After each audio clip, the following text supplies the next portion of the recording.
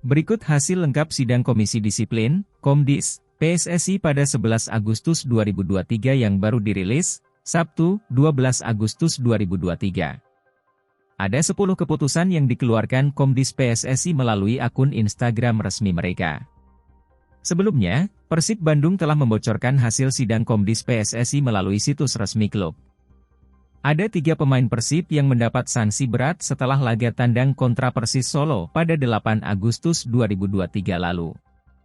Mereka adalah Iputu Gede, Mark Klok, dan Ciro Alves. Ketiganya dinilai telah melakukan aksi tidak terpuji kepada supporter.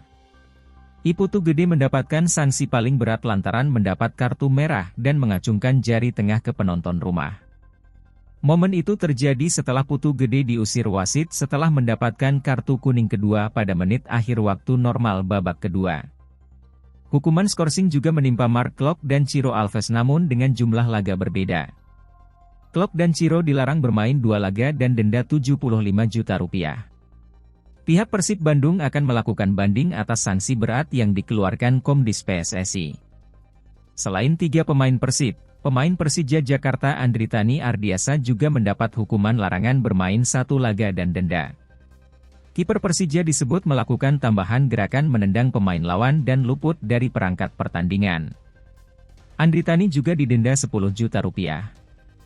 Terima kasih sudah nonton, jangan lupa like, subscribe, dan share ya!